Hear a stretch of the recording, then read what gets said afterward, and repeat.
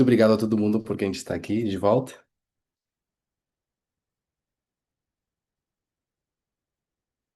É, Vamos começar com uma oração?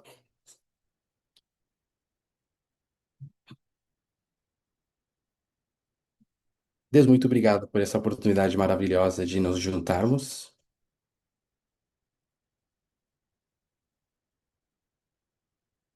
Obrigado por essa crença, por essa verdade que nos une.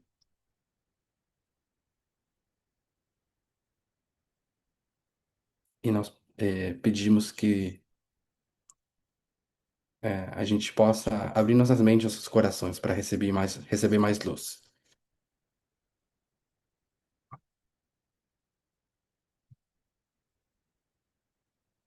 Não especialmente nesse momento, mas continuamente nas nossas vidas. Tudo isso a gente pede e agradece em nome de Jesus. Amém.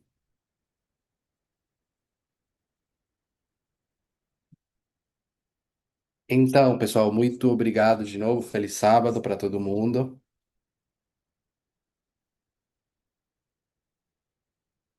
Tudo bem, tudo bem.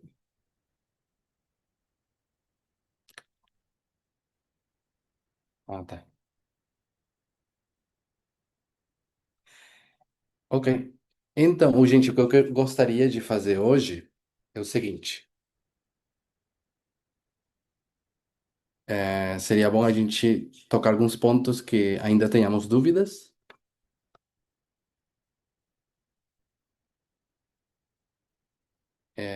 Talvez vou trazer algumas coisas que não tinha falado antes.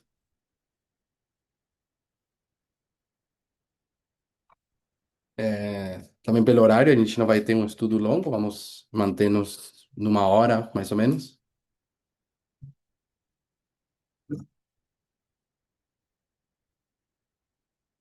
E provavelmente amanhã tenhamos a oportunidade de continuar ou lidar com algumas perguntas e respostas.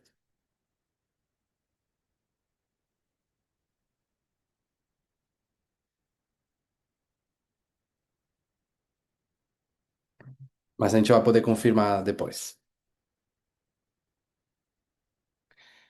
Eu gostaria também de dizer, já que é oficialmente meu primeiro estudo do decreto dominical com vocês, o grupo,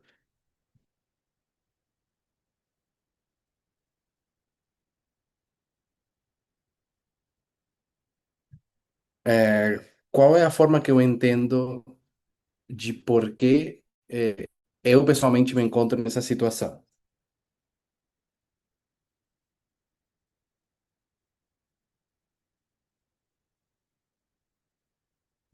Ahm, ou seja, vou explicar um pouco como eu entendo que as coisas aconteceram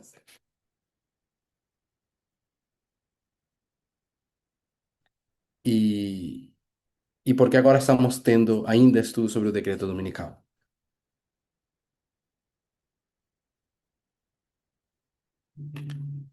Em primeiro lugar, todos sabem que a mensagem do decreto dominical deve se desenvolvendo,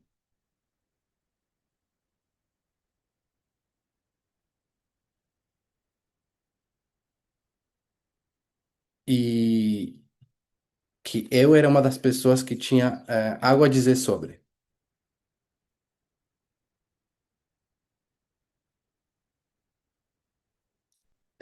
Ficou claro depois que havia várias versões ou teorias sobre o decreto dominical,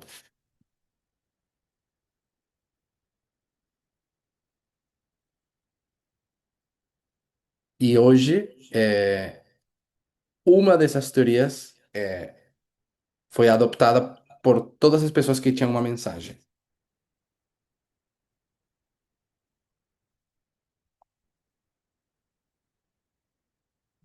incluindo, né, me incluindo a mim também.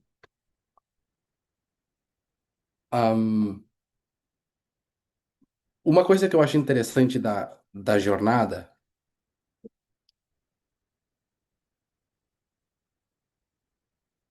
E eu acho que um pouco também algo que a Mônica da Eslováquia trouxe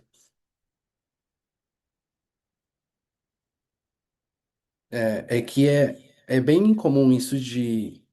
Em qualquer movimento religioso é incomum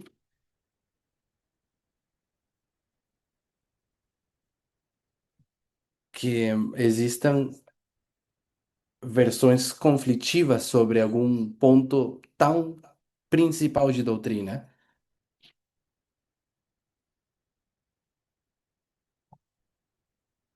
Uhum.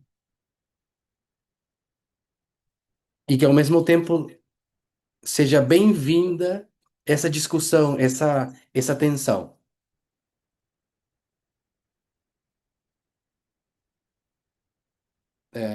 A gente foi convidado a nos sentarmos, a falar sobre, a tentar lidar com o assunto.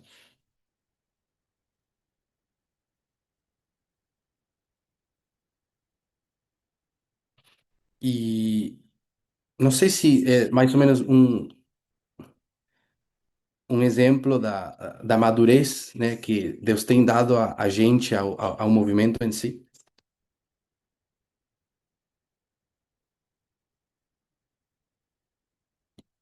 Essa capacidade de, sim, eu penso diferente, você pensa de outra forma, e isso está bem.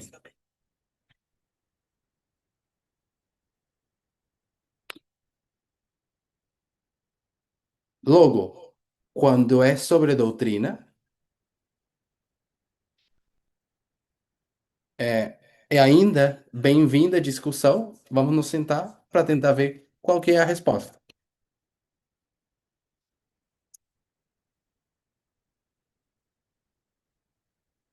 Ou seja, o benefício que poderíamos ter, ou seja, é o desejo de tirar um benefício dessa discussão.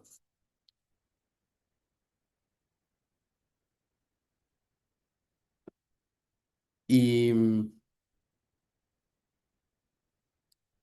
isso me fala a mim sobre que a gente deve aceitar as coisas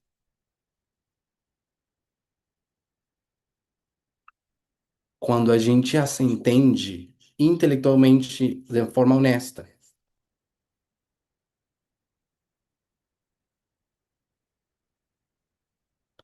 A gente tá tão acostumado a que a crença ela requer fé,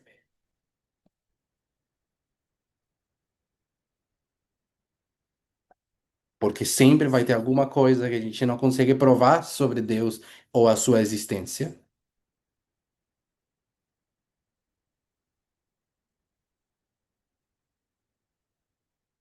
E a gente sabe que a gente tem que ter fé, baseado nas evidências.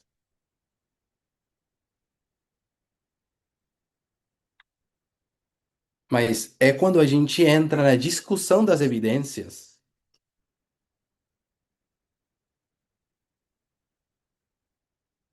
nelas é onde a gente tem que ser honesto. Ou seja, se eu ainda não vi, não consigo, seja, aceitar ou entender um ponto,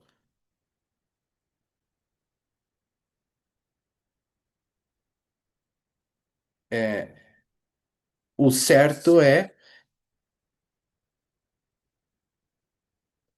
primeiro aceitar esse fato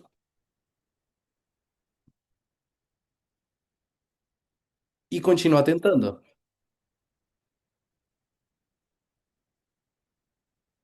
O que pode acabar sendo não correto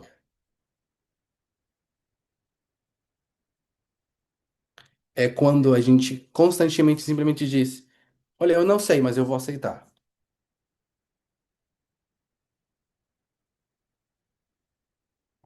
É, e acho que faz parte do crescimento que a gente está vivendo ainda. Então, quando eu estava olhando para a minha experiência,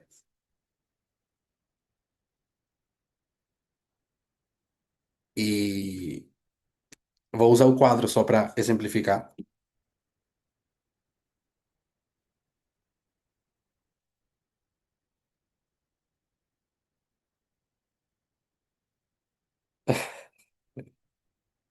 É, estranho esse quadro aqui. Perdão. Tá. Desculpa, acho que não estou usando. Agora sim. A gente estava falando sobre o decreto dominical. Havia três opções: julho, novembro e janeiro.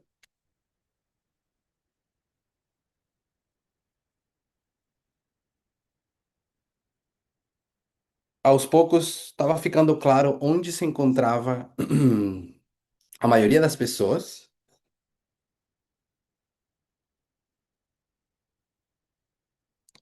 no que a maioria acreditava,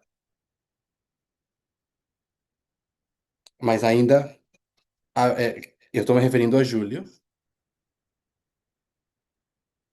mas tinha pessoas que ficaram em novembro e ficaram em janeiro.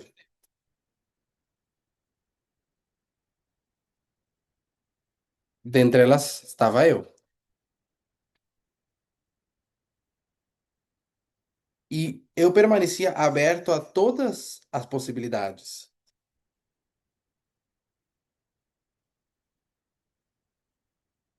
enquanto ainda a gente está tentando estudar o tema, que era o que estava acontecendo no ano passado.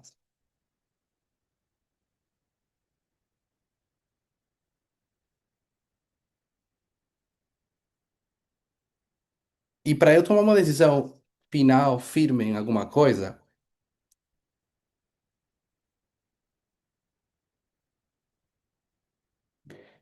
eu preciso, eu preciso de estar convencido dessa resposta.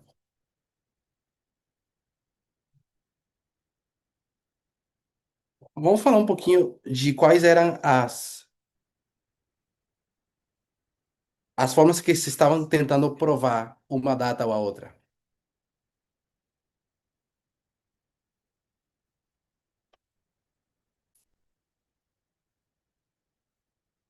Começar, começando com janeiro, por exemplo. Eu vou resumir só com o capítulo que eu usava, Atos 27.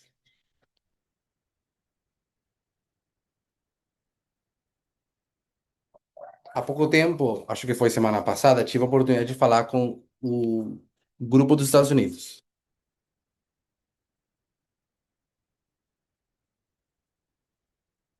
E consegui pegar mais alguns detalhes do que as pessoas acreditavam, algumas delas. Por que que era novembro na cabeça delas?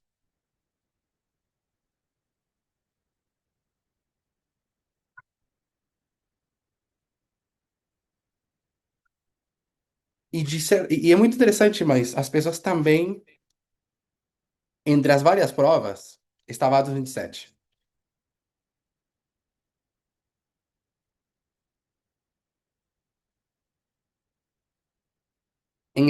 Especialmente uma citação de Ellen White sobre os eventos de Atos 27.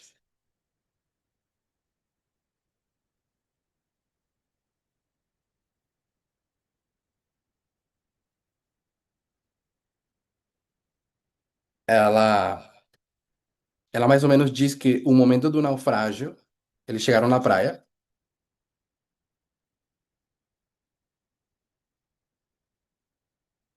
ela diz uma frase assim, tipo, naquela, naquele novembro chuvoso, ou chuva de novembro.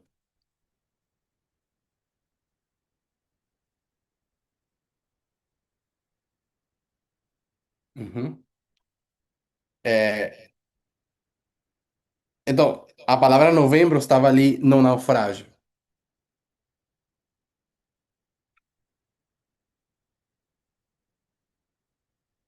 É, eu usava, voltando para janeiro, eu tinha as quatro âncoras.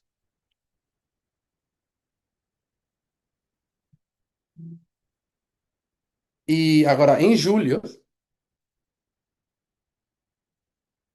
qual que era a prova para julho? Quem gostaria de participar aqui?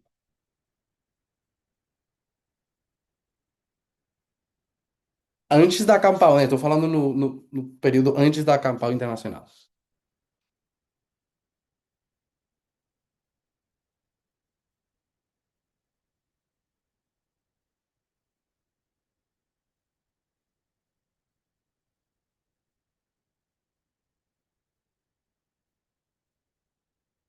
O Matias coloca Quintus,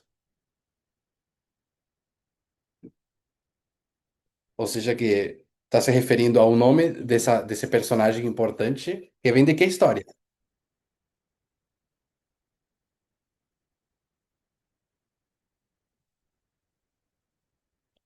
É, da onde vem a pessoa Quintus?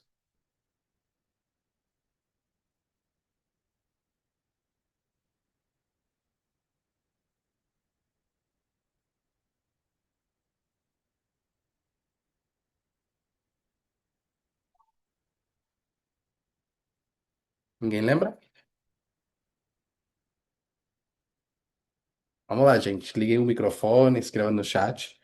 O Matias colocou 273, mas esse número vem da onde, essa história?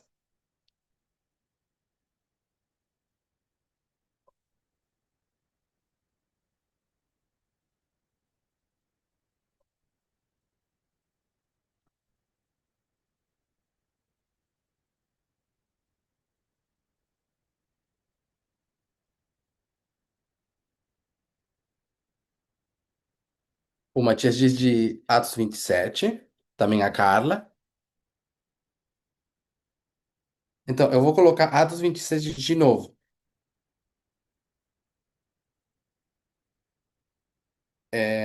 que levava para a história de Pirro,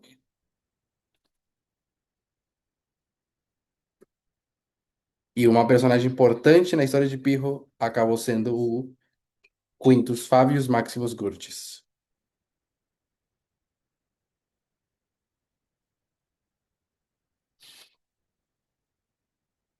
E eu vou colocar só as iniciais. Mas vejam só o, o comum denominador nas três opções.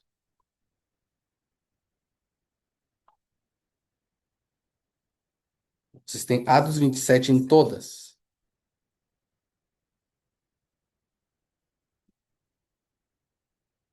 E lembre que estamos tentando encontrar a data que. Pode falar.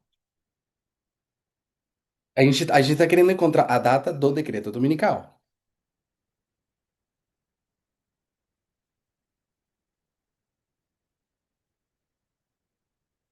Da onde vem a noção de um decreto dominical, em primeiro lugar?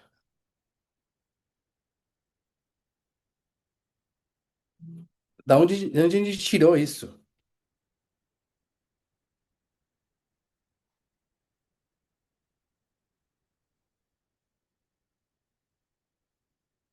Isso é uma pergunta adventista.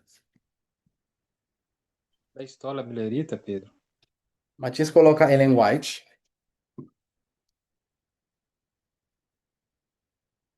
mas Ellen White tirou da onde?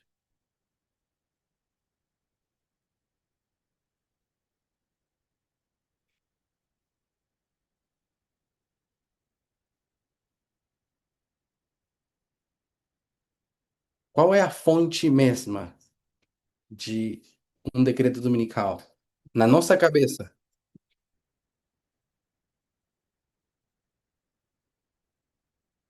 Do grande conflito, Pedro, da História Milerita?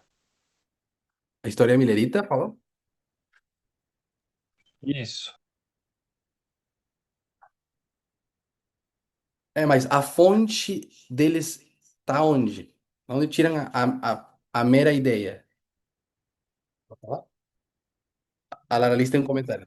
É, exatamente. Fica mais perto. Apocalipse 13? A Lara Liz fala Apocalipse 13 e tô vendo que o Matias também colocou Apocalipse 13. Então já temos duas pessoas falando Apocalipse 13. Então, o primeiro que a gente observa é o seguinte: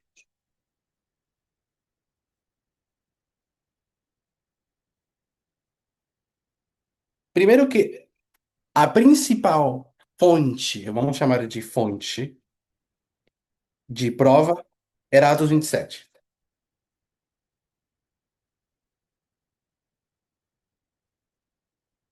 porque as pessoas estavam usando.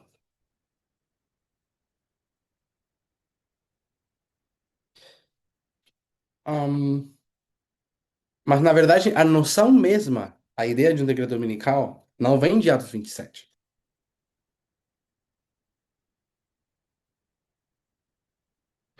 Ela vem de Apocalipse, da marca da besta.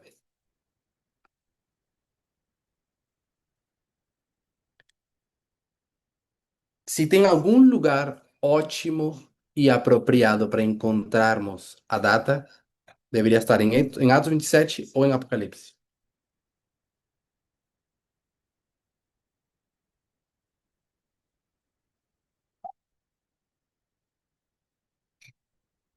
É uma pergunta retórica, porque se a fonte real é Apocalipse,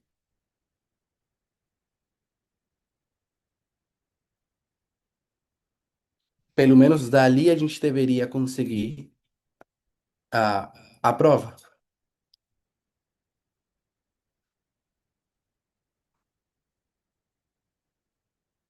Vamos fazer o seguinte exercício.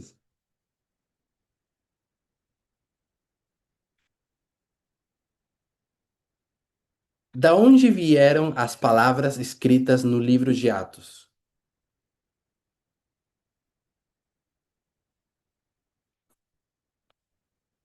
Quem tem uma opinião sobre?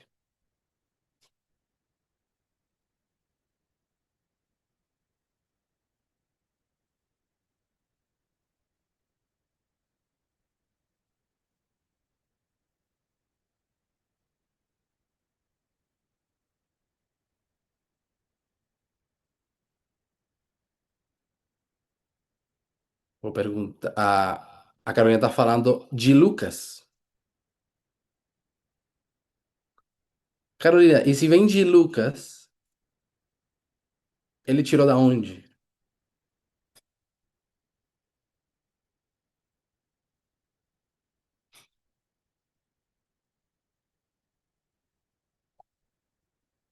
Eu quero saber. Ah, a Carolina fala da história que viveram juntos.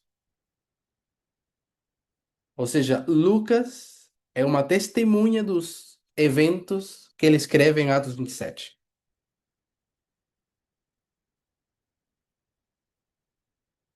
E de algum dos outros momentos, ele não é testigo, mas ele falou com testemunhas.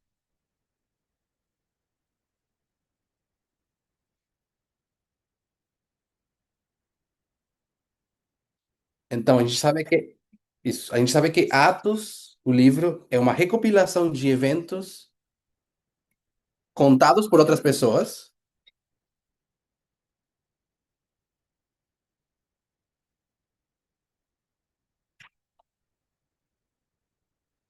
mas se a gente fizer a mesma pergunta sobre Apocalipse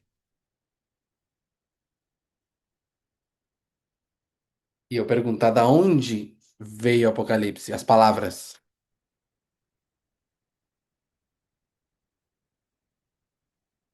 e alguém de vocês fala de João, e eu pergunto, e da onde tirou João?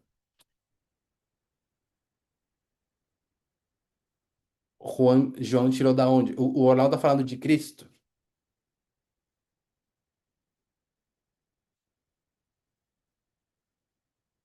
O Matias fala Daniel.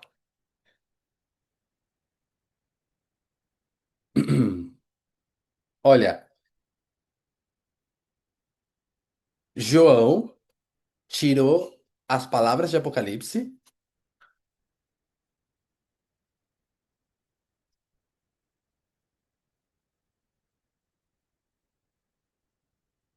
A Carolina diz do que ele viu. E o que que ele estava vendo? O que João estava vendo? E os eventos futuros, né? Não,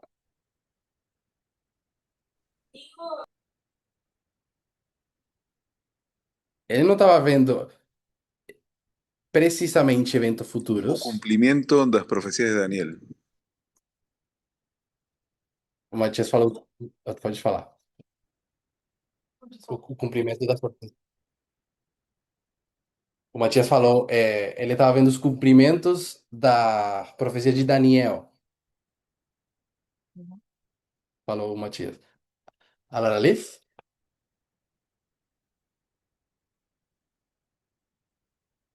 Ele tá tendo visões de uma prostituta, de uma mulher numa lua, de um dragão. Deu para pegar?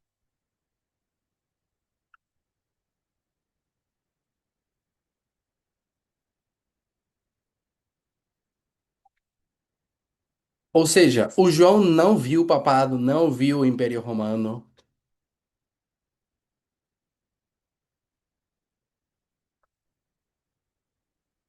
não viu os Estados Unidos, não viu Trump, não viu nada disso. Ele viu visões e um monte de imagens que estão escritas em Apocalipse.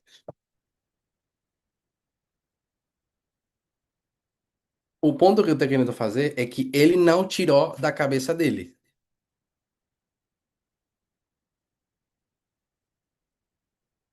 Não é como Lucas, ele viveu uns eventos com Paulo e escreveu depois do que lembrava.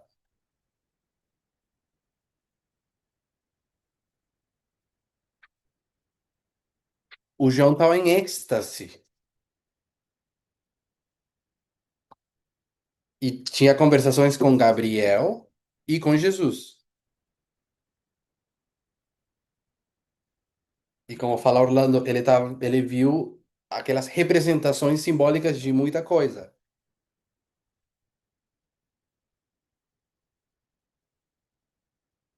E nós sabemos que essa foi exatamente a mesma experiência de Daniel.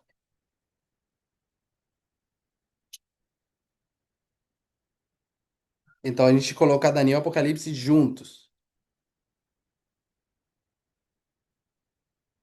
Uma fonte são as palavras de Lucas do que ele lembrou que viveu.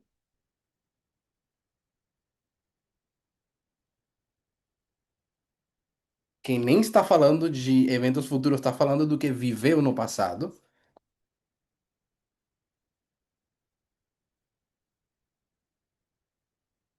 E estamos comparando com dois livros que foram desenhados para falar do futuro.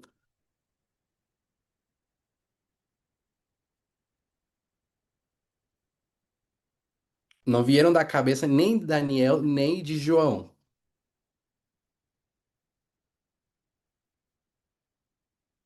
Mas Deus diz, escreve tal e escreve tal, por dizer de alguma forma.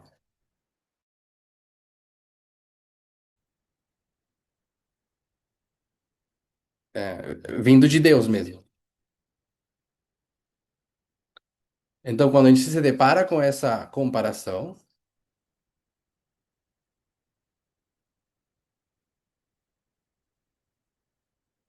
a gente sabe que não pode ser Atos 27 que rege Daniel e Apocalipse.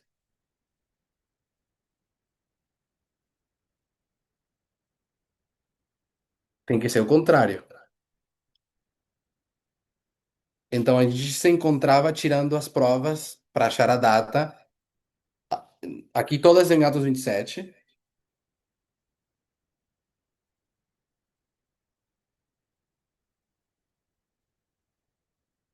mas continuava faltando a fonte segura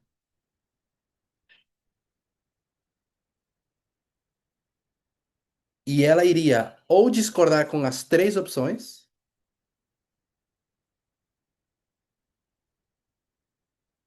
ou concordar com uma delas. E só quando Daniel e Apocalipse concordasse, ali poderíamos dizer essa prova.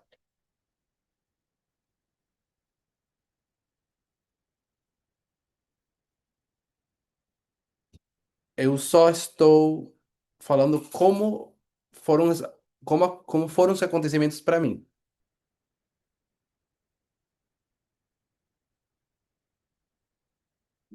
Então, se eu estava parado aqui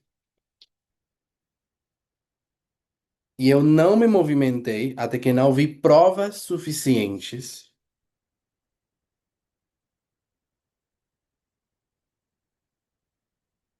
a história passada do movimento me dizia que a gente ia saber, com certezas.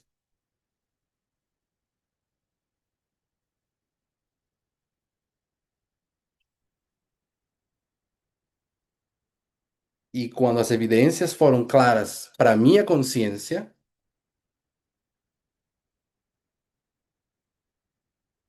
eu consegui enxergar com meus próprios olhos, eu disse, "Ah, entendi."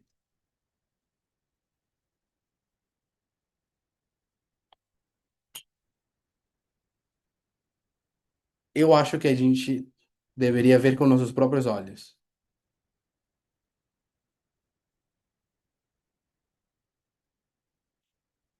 E como a gente tem que ver com honestidade intelectual as coisas,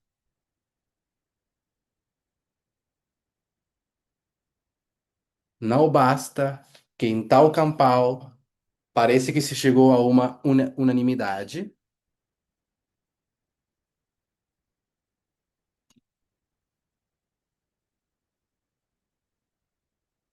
É necessário que todas as pessoas possam dizer também, eu consigo ver.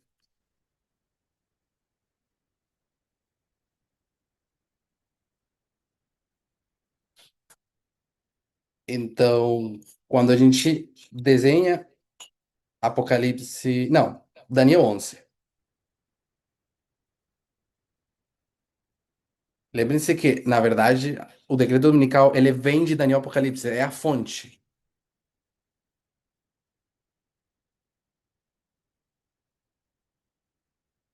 Então, se a gente vai para Daniel 11, 41, e a gente sabe que esse verso 41 marca o decreto dominical,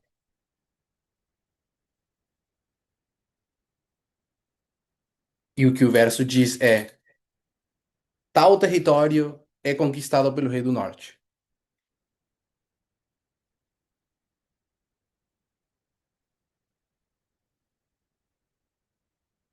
Então a gente coloca a terra gloriosa, cai aqui,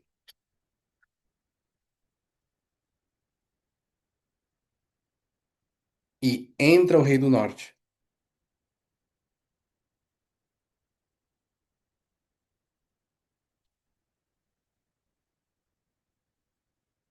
Em Daniel 11, o decreto dominical não tem nada a ver com domingo.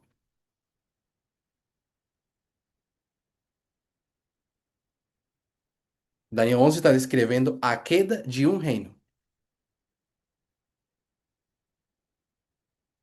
A gente chama a esse reino de os Estados Unidos.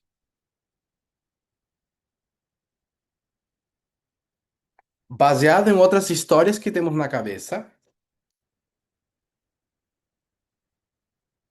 a gente sabe que o Rei do Norte é também Estados Unidos. Então, a queda da Terra Gloriosa é algo que acontece internamente nos Estados Unidos.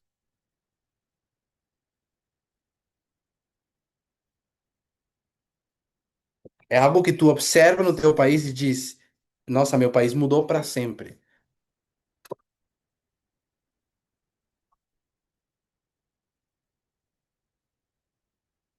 Mas agora a gente vai querer procurar em Apocalipse.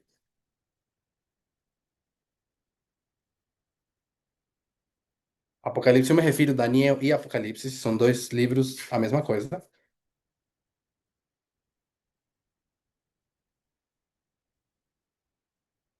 É basicamente dizer onde que na mente de Deus caiu essa terra gloriosa.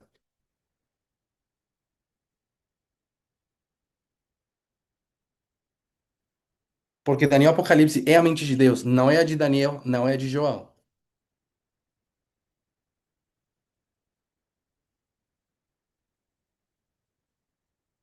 Então, a gente observa a DNI 1141, o máximo que dá para tirar é que alguma coisa acontece na Terra Gloriosa, os Estados Unidos,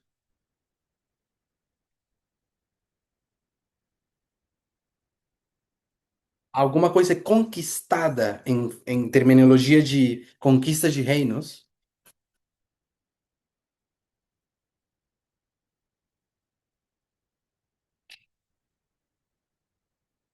mas daí conseguir tirar o quando e qual é o momento fica difícil.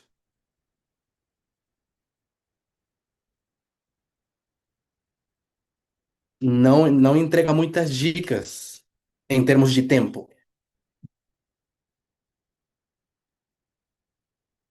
O único que ajuda é o verso 40, que é baseado na nossa interpretação, sem falar os detalhes, a gente coloca em 1989. Com isso, pelo menos a maioria da história dos Estados Unidos já fica descartada.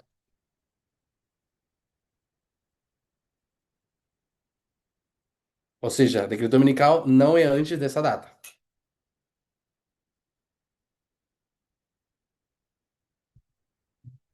Depois a gente vai para o capítulo favorito do Adventismo, em Apocalipse.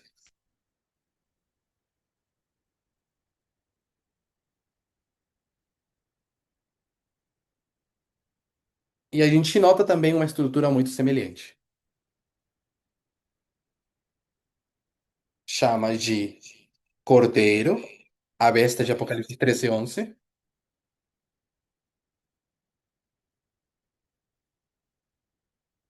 E depois a gente tem o dragão. Só que o capítulo deixa claro que ambas são chamadas de besta.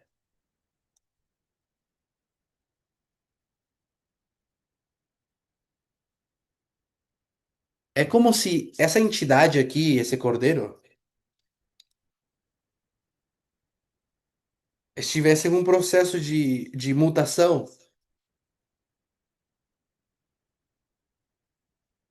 e chega algum momento onde ele já não é mais cordeiro e é chamado de dragão. O ponto de transição nós chamamos de decreto dominical.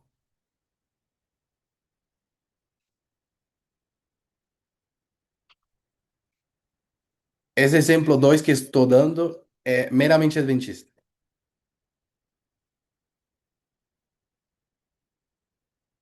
O primeiro é nosso, único do movimento.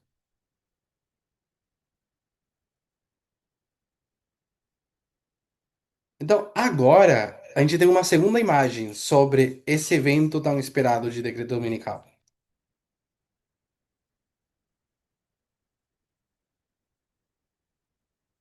que, baseado em Daniel, a gente sabe que tem que ser depois do 89,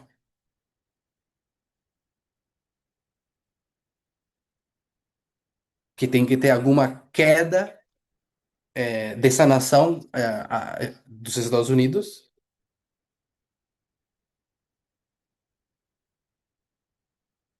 mas não conquistada por outra.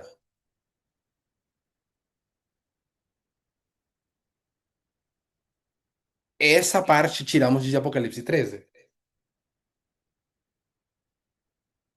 que o cordeiro e o dragão estão todos no mesmo território geográfico.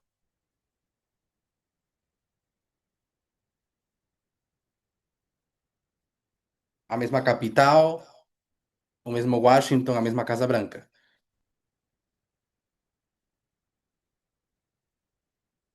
Essa terminologia nem é tão difícil para nós,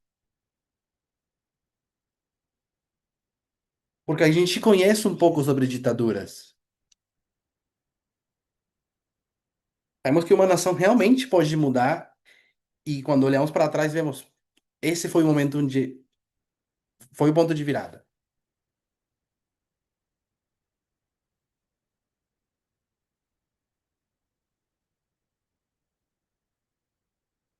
de inflexão. De nada. Mas ainda Apocalipse 13 não fornece o suficiente para escolhermos um momento.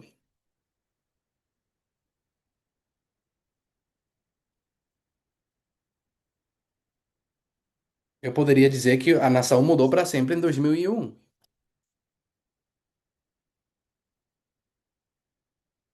E é verdade. Mas significa que virou dragão?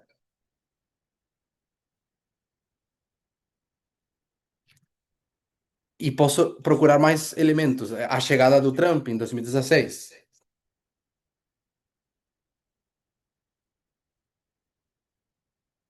Ou eu posso dizer, não, quando tentaram tomar o Capitólio em 2021.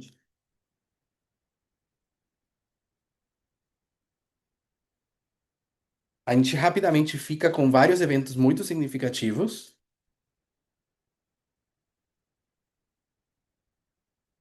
mas continuamos necessitando de algo que nos forneça de tempo. Então, depois a gente, como movimento, no ano passado, fomos para Apocalipse 17.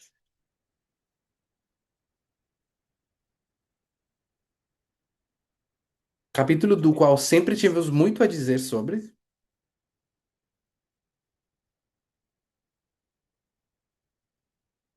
mas que tínhamos e estávamos cheios de inconsistências nas nossas interpretações.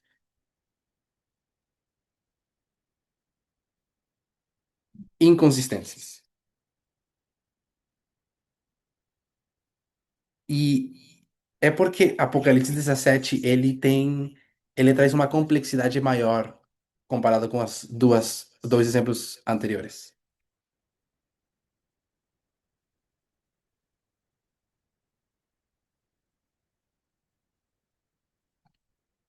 Complexidade que eu acredito que ainda estamos no processo de entender.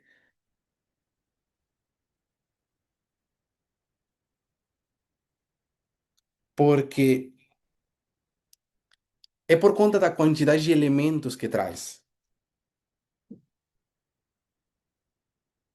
Eu não estou falando da taça, do sangue, dos santos, das vestiduras vermelhas.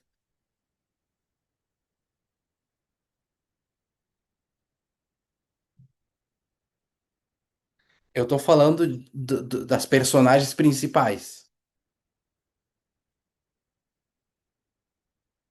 A personagem principal em Daniel 11 é o Rei do Norte.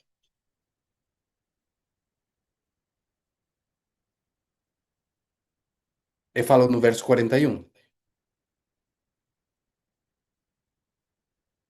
E que conquista a Terra Gloriosa? Dois elementos.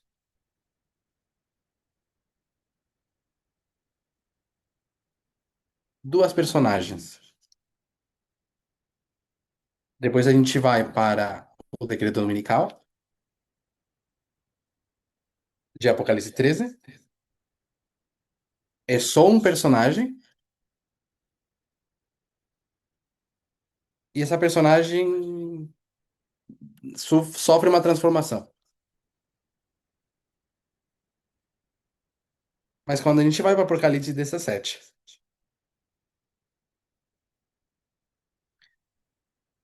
a gente vê que tem uma besta, a gente vê uma mulher, a gente vê cabeças, e muito importante, às vezes esquecido, a gente vê reis da terra.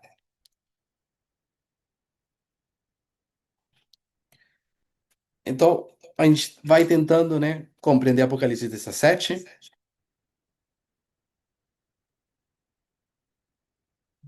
A gente vê que tem um sexto reino, a gente vê que tem um sétimo, e que é o último, e a gente entende que é um símbolo de plenitude, né, de conclusão.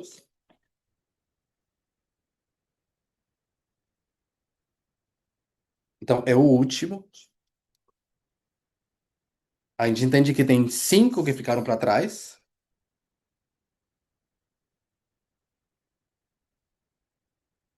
E, é, no passado. E a gente vê aquele famoso verso que diz: e a besta que tu viu era, não é, mas será.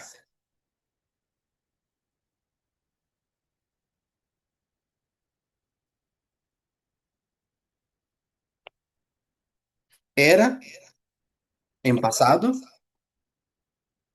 mas é uma afirmação, era. Depois diz, não é, é presente, mas é uma negação. E depois fala, diz que subirá do abismo, mas vamos ficar no mesmo verbo.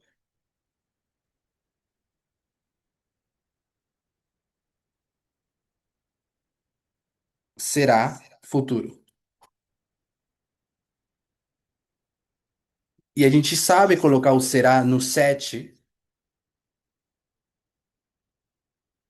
porque será é o retorno final dessa besta.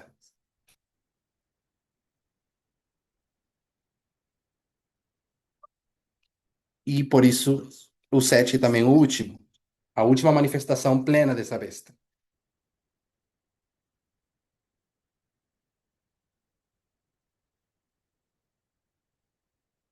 Então, a gente fica com uma situação interessante em Apocalipse 17.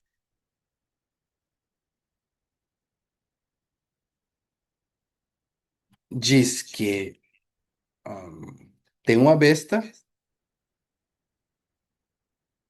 que ela tem sete cabeças, e que tem uma mulher, como se diz, cavalgando ela? Cavalgar? Ok, cavalgando, montando a besta.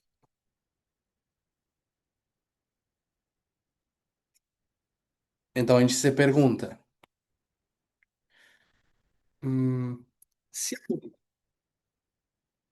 se a besta que nos é representada como a besta sendo montada pela mulher,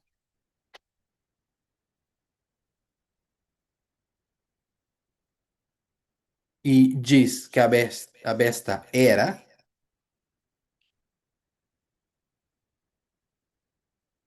a gente vai pegar o símbolo da besta, a gente vai colocar e dizer que de 1 a 5 a besta era.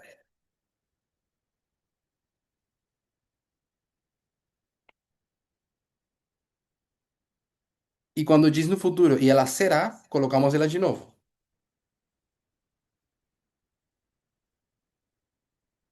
Mas temos um problema. A sexta diz que a besta não é. Mas como não é se a sexta é a sexta cabeça da besta mesmo?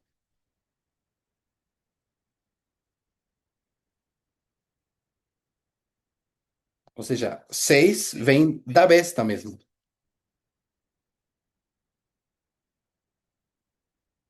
Fica confuso. Porque a besta está ali, na forma da sexta cabeça. Mas o verso diz: a besta não é. Então, o que que faz que a besta seja ou não seja? É assim. O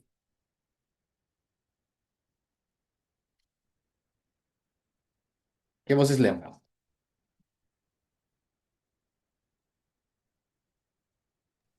A união da igreja com o Estado? E usando as palavras de Apocalipse 17. Porque essa foi aí uma aplicação. Ela foi ferida de morte. Não, a herida mortal não está aqui. Está em Apocalipse 17. É, 13. Em Apocalipse 17 não tem ferida mortal. Só diz que ela vai para o abismo.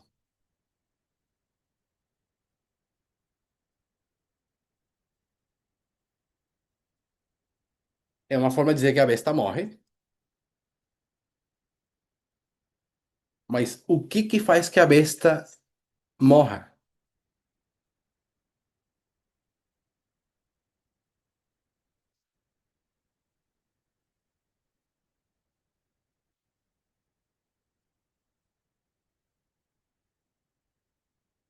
Vamos supor o seguinte. Vamos pensar na seguinte ilustração. A gente é povos nativos da América.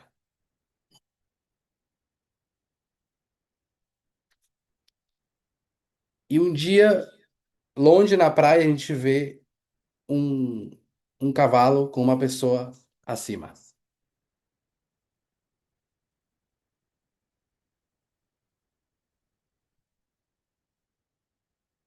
Logo depois a gente descobre que o que seja que isso é, mesmo que a gente não saiba o que é,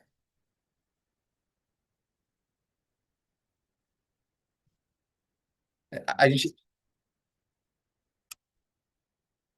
aquela coisa veio matar a gente.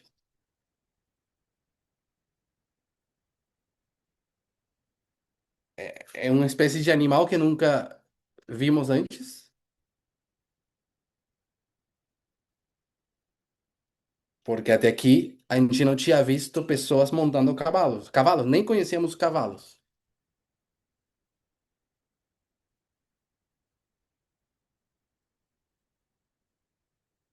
A gente aprendeu a temer aquela figura.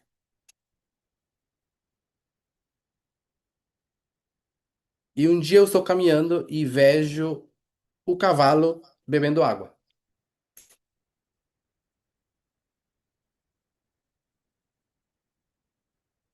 Mas não tá nenhuma pessoa montando o cavalo.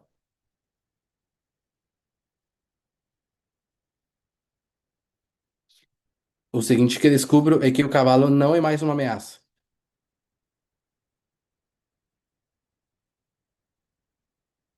O que fazia o cavalo ser uma ameaça era a coisa que estava acima dele.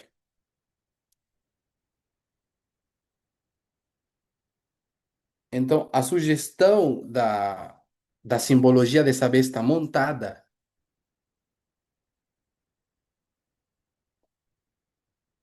porque o resto das bestas em Daniel e Apocalipse, elas não são montadas, são feias e perigosas em si mesmas.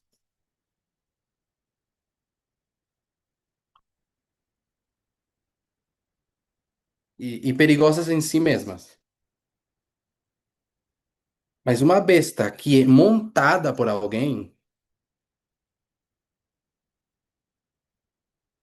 vira uma ferramenta nas mãos de quem monta. Mas eu chamo ao todo isso, eu chamo de besta.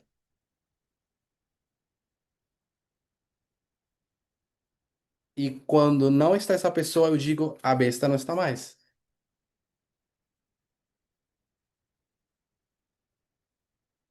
Então a gente assume que essa besta ficou sem mulher.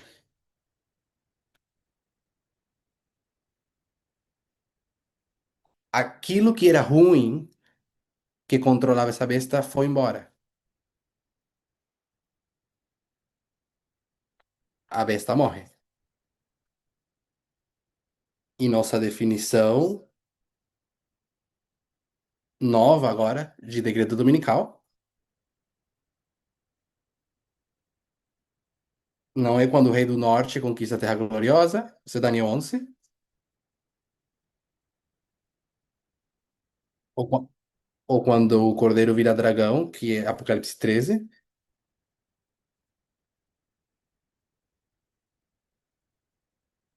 mesmo que essas anteriores sejam verdade, é um momento da história em que essa besta recebe ou é montada pela mulher de novo.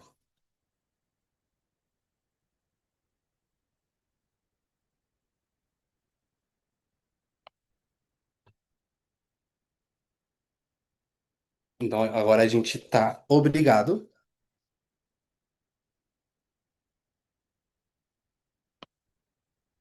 a definir o que é a mulher e o que é a besta. Porque se a gente não faz isso, a gente não sabe o que que se juntou e o que que se separou.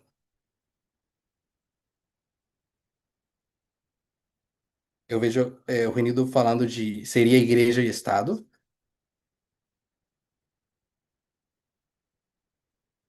E Renildo, eu acho que essa aplicação ela é da quinta cabeça,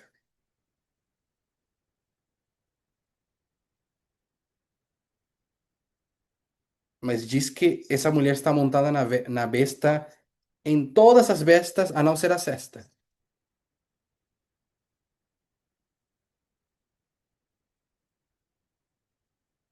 E não em todas essas histórias houve uma igreja que controlou o Estado.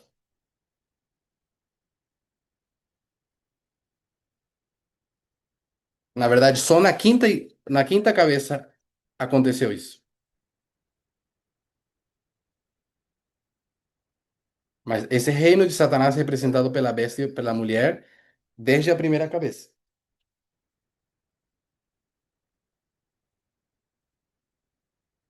A gente precisa de uma melhor definição. A Lara Liz? Mas Babilônia, por exemplo, não era uma espécie de teocracia?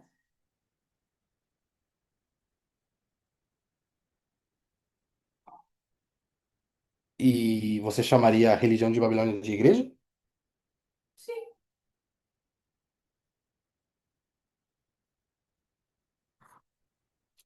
Beleza. A gente não vai ler os versos. Quem eram os líderes dessa igreja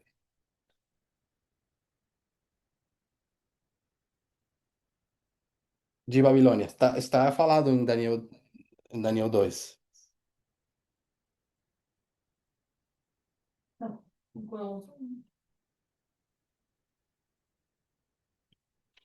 Diz que os magos e adivinos vieram a Nabucodonosor.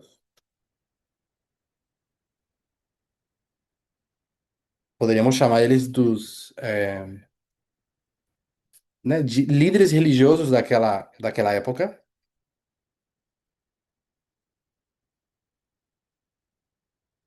O que aconteceu com esses líderes religiosos quando não conseguiram interpretar o sonho de Nabucodonosor?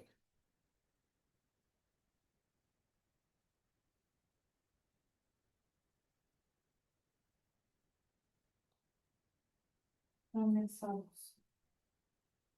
Eles foram ameaçados de morte.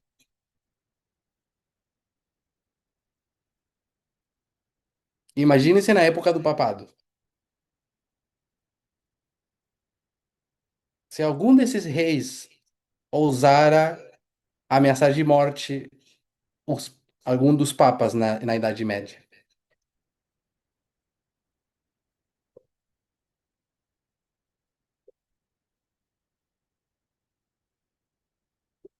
Na verdade, o momento em que isso finalmente aconteceu,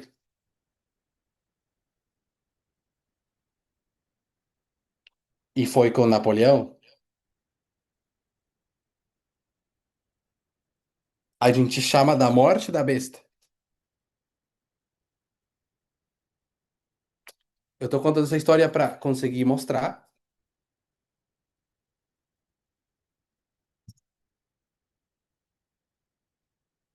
que o que daria para chamar de igreja na história de Daniel, de Apocalipse, de Babilônia, perdão,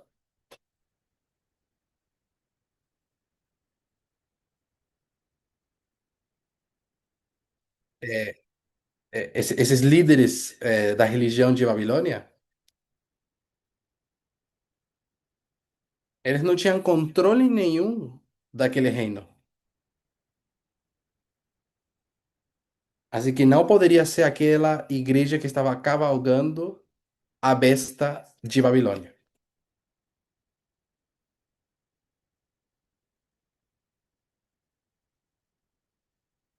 Precisamos de uma entidade que realmente tinha controle do Império Babilônico.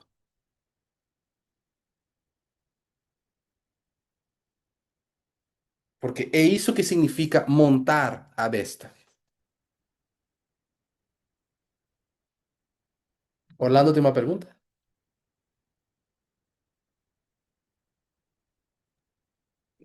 No, yo había aclarado ahí que para mí es ideología y fuerza, llámese gobierno. O Orlando fala que é uma junção de ideologia e força.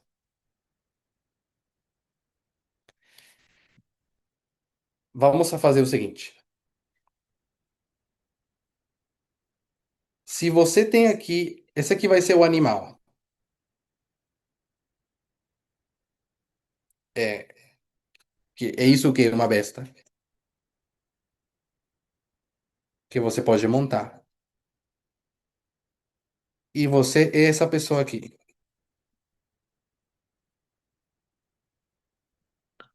Qual das duas coisas, essas duas entidades que estão aqui, vai estar em controle da relação? A gente sabe que é o elemento humano, que usou cavalos, elefantes, camelos para conquistar reinos, etc.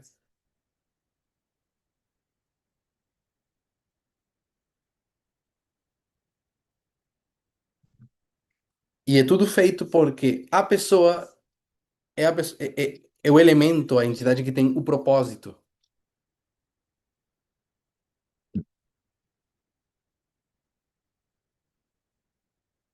Então,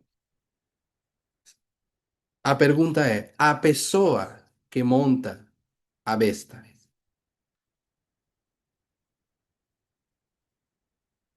é uma pessoa ou uma ideologia? O que é essa pessoa?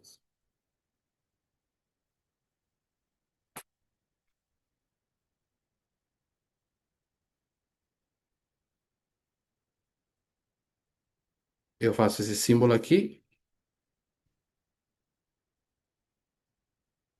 Essa pessoa tem muitas ideias e pensamentos. Poderíamos dizer que as pessoas têm ideologia, mas elas não são a ideologia. Então, quando essas pessoas montam bestas,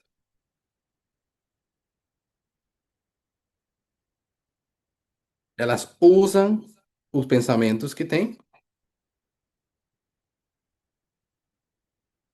e com isso decidem fazer uma coisa ou outra com aquela besta.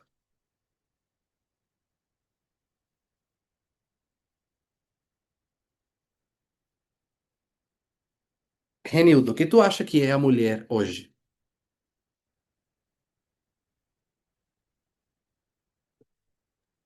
Não entendi a pergunta, Pedro. A mulher de Apocalipse 17. Hoje seria o quê?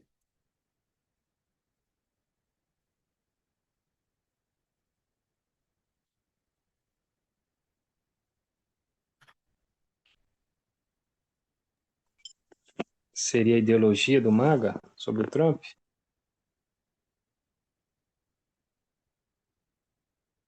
A mulher é a ideologia ou a mulher é uma pessoa? Uma ideologia, né?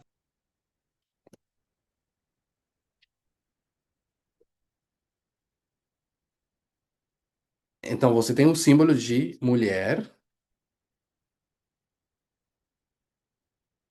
Apocalipse 17.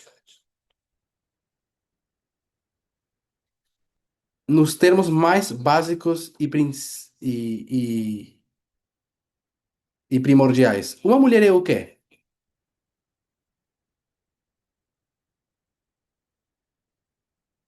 Como você definiria mulher? Mulher. Bom, usando um termo que a gente já conhece, seria uma igreja, não sei. Não sei se eu... Não, no Outro termo. natural. Pensa, vai pro natural. Hum. No gênero, será? O que é o mais básico que uma mulher é?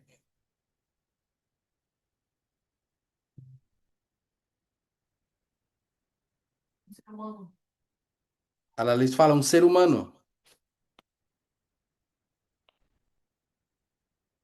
É, a mulher é uma pessoa. Sim. O natural do símbolo de Apocalipse é que uma pessoa monta um animal.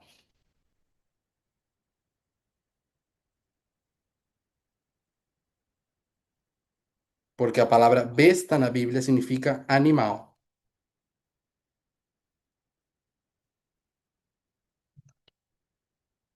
E às vezes conhecemos no natural, do mundo real que a gente vive,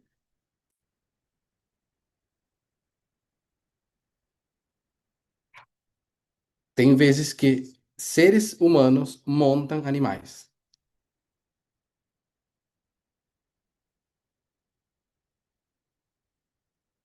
Por que seres humanos montam animais?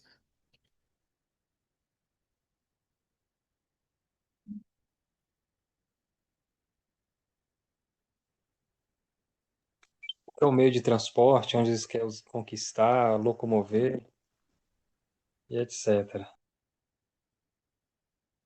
Tá, mas a gente pode caminhar. Para que eu preciso de um animal?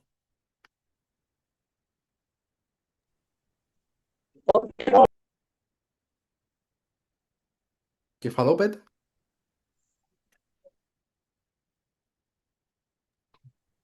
Para controlar. Tá, mas por que que o animal é útil? Que tem o animal que a gente não tenha?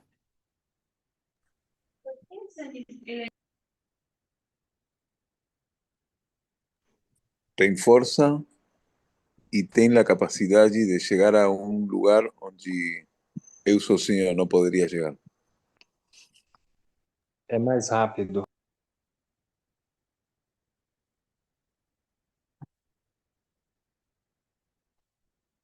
Quando você olha para uma relação, você tem que olhar o que que um das duas partes oferece para a outra.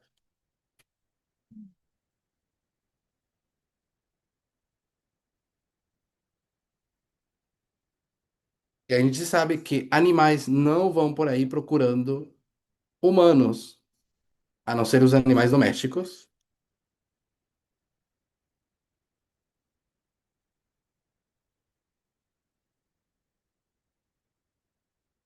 porque eles estão felizes, estão de boa, não precisam de nós.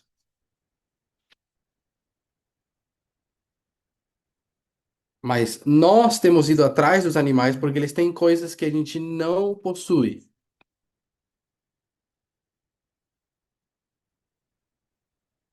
A Ana Paula coloca o exemplo de que animais podem ir em procura de alimento ou a gente procura alimento deles.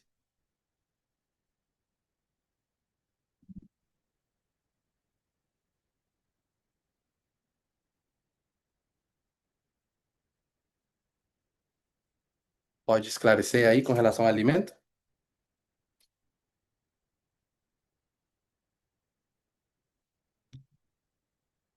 Ah, tá. No sentido de que a gente vai dar alimento ou eles vão comer a gente? a gente dá alimento. Quero ter certeza.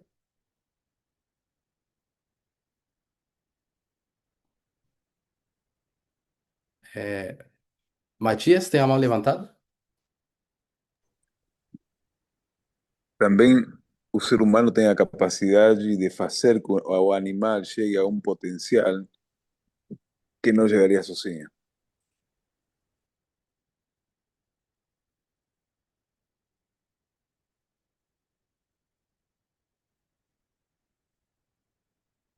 Ok. Mas com relação a animais que a gente monta, porque é isso que está falando o Apocalipse. Hum? Posso falar, Pedro?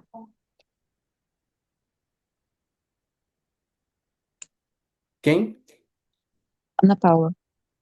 Pode Levantei falar, la tô mano. ouvindo bem baixinho. Eu diria que o ser humano usa um animal para ele chegar mais rápido a outro lugar, Uhum. ou para construir coisas. Em todo o sistema, por exemplo, de Ah, agricultura, peraí que construção, a Carolina estava traduzindo. Já te fala. perdão. Conseguiu?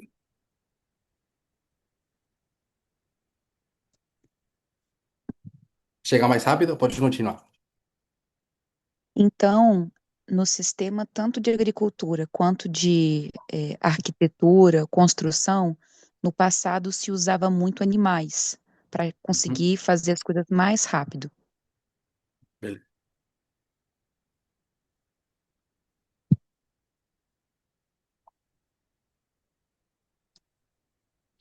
Pode falar.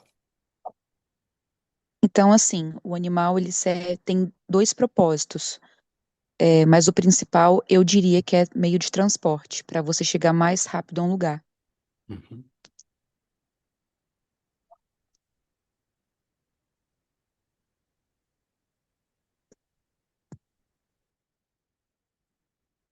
Obrigado, Ana. E o elefante, que ele não é muito rápido? O que a gente faz com ele? É que dentro disso do que a gente está falando, tem uma mulher sentada em cima de um animal, de uma besta.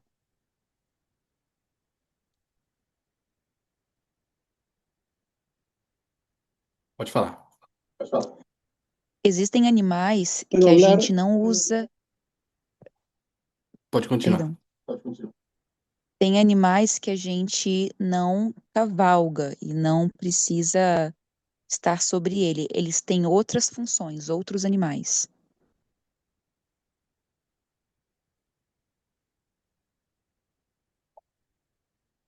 Mas nos referindo a animais que a gente monta. E elefantes a gente monta na história. Elefante, a gente monta elefante também.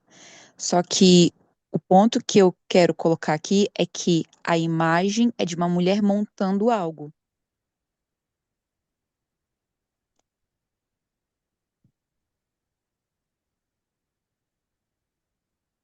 Ok?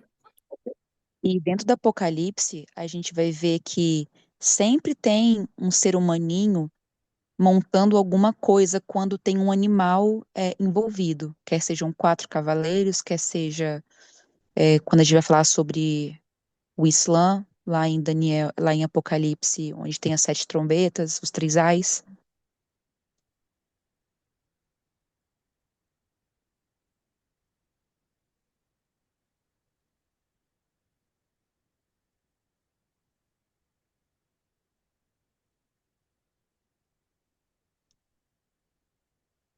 Então, o que eu acabo percebendo é que é, a imagem da mulher sentada em cima de um animal, ela é muito familiar. Por isso que eu falo que ela Mas, é um meio de só um pouquinho transporte aqui. ou guerra. A frase fica um pouco longa para a Carolina, só um pouquinho. Desculpa. Tudo bem. Repete.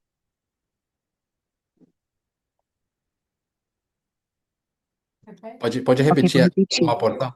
Isso. A imagem da mulher sentada em cima de um animal é uma imagem familiar.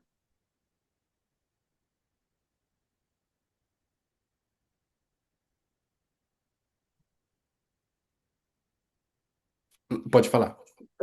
Porque a gente vê isso em Daniel e Apocalipse.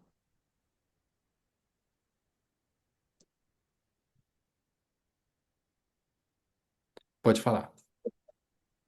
E as duas coisas que eu vejo fazendo é esse animal sendo usado pela, por esses personagens,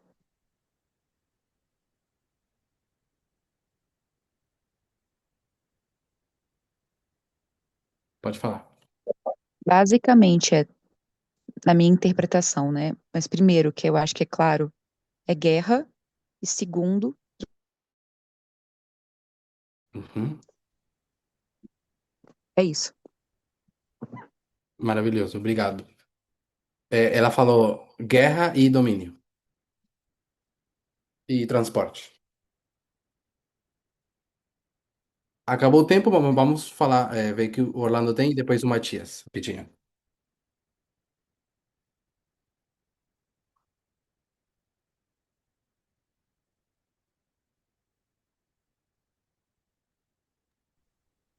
Yo quería, lo puse en el chat. Me parece interesante ver que cada vez que sale Trump o hacen referencia al gobierno de Estados Unidos, siempre muestran que el presidente se maneja o se traslada en la bestia.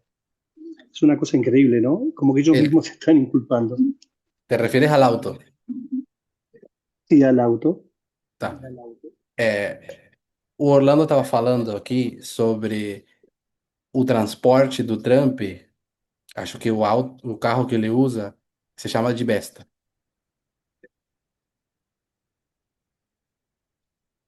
Muito obrigado, Orlando. Muito interessante.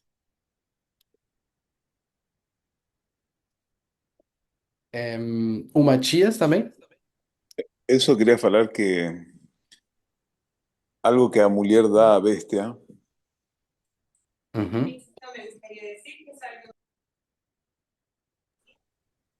es la capacidad allí de llegar a un poder que no podría llegar con otra persona.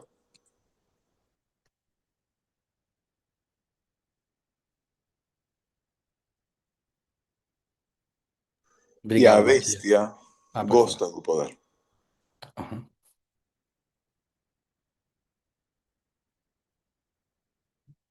Obrigado. A Carla? Tinha levantado a Eu mão? levantei. Pedro, eu tenho uma pergunta. Pode É falar. sobre. Vai fazer frases assim mais ou menos curtas e eu te aviso quando tu continua. Só quando a Carolina for traduzir. Obrigado. Então, tá Pode bom. falar. A besta e a mulher, eu poderia traduzir, tentar entender simbolicamente?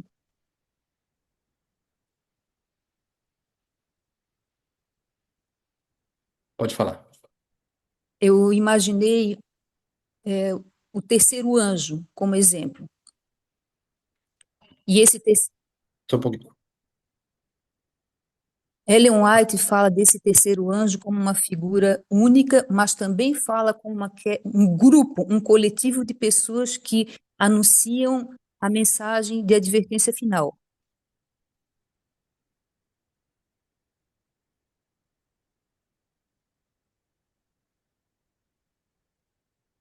Pode falar? Posso fazer isso com a besta e com a mulher, no lugar de pensar como, de forma apenas natural, pensar também como um coletivo?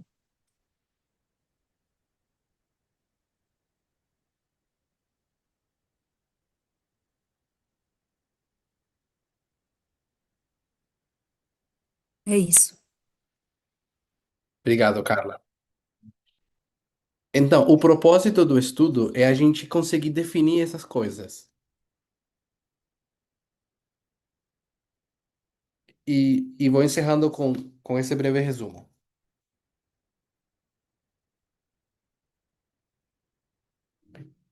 Apocalipse 17, dentro de todas as complexidades que tem, e os reinos e as cabeças,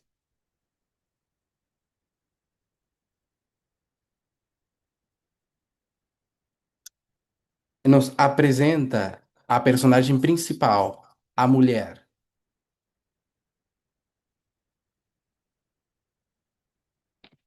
E a gente sempre vê a mulher montando a besta.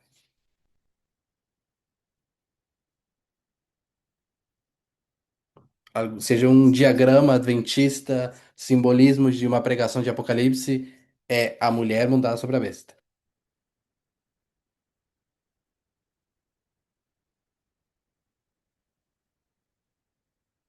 Tem um propósito porque se nos dá essa imagem. E esse propósito só pode ser achado estudando o natural dessa imagem.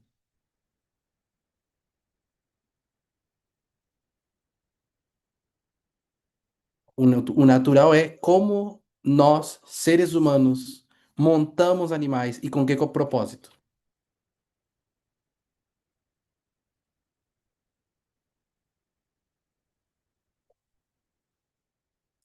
E o natural vai nos direcionar a entender o espiritual.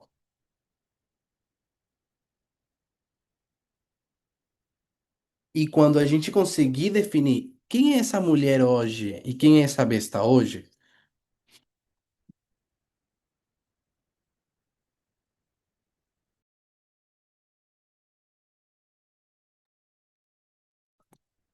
a gente vai poder dizer: bom, quando essa mulher montar de novo a besta,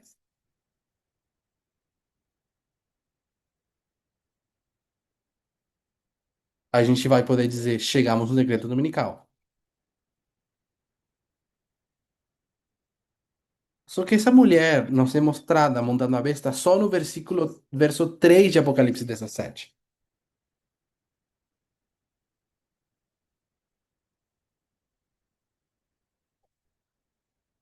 Antes, diz que ela está fazendo outra coisa, com outra entidade que agora não é uma besta.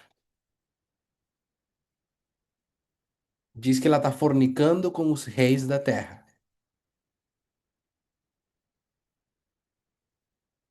Você vai ter a mulher, vou colocar aqui embaixo, e em Apocalipse 17 ela vai ter relação com duas coisas.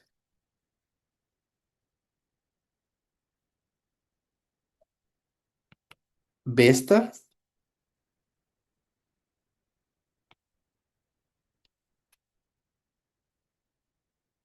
e um rei.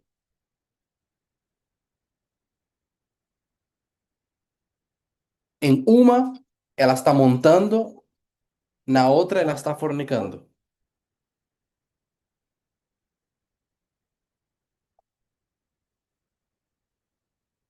Ou essas coisas aqui são repetição, ampliação,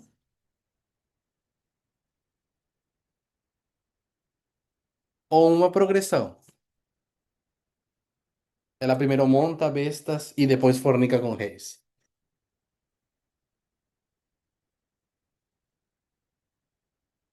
A estrutura do capítulo vai mostrar que simplesmente são a mesma coisa.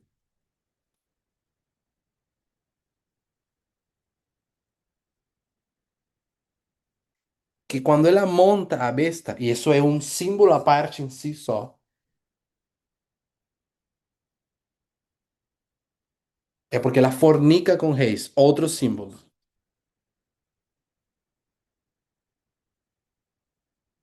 A gente nem conseguiu acabar ainda de entender o que significa que ela monta uma besta.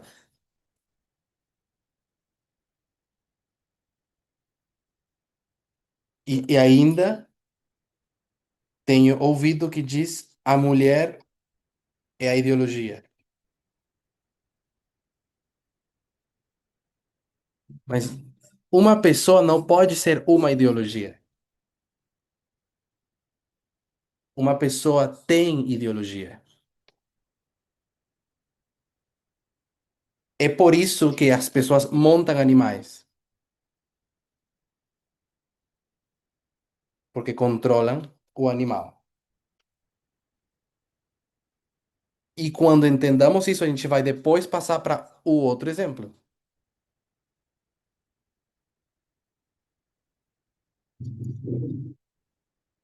que significa que ela fornica com reis.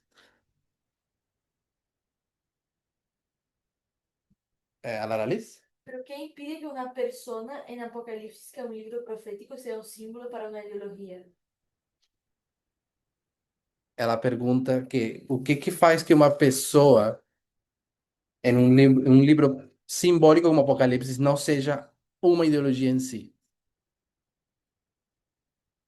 Es un símbolo para una ideología. Que uma pessoa seja o símbolo de uma ideologia.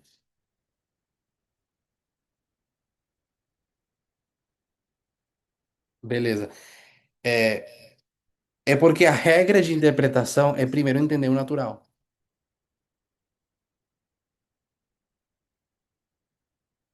E no natural, uma pessoa não é uma ideologia.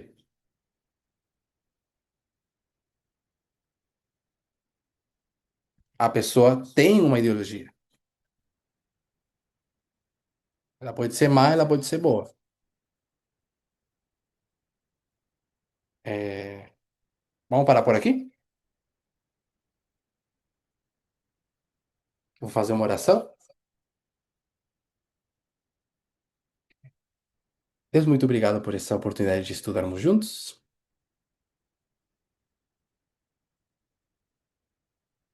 Queremos entender os mistérios que estão contidos no capítulo 17 de Apocalipse.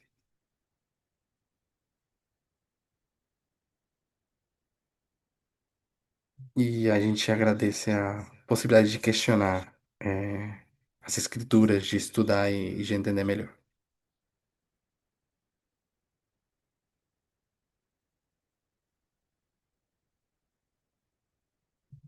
Nos dá uma boa noite de descanso. Agradecemos por esse santo sábado.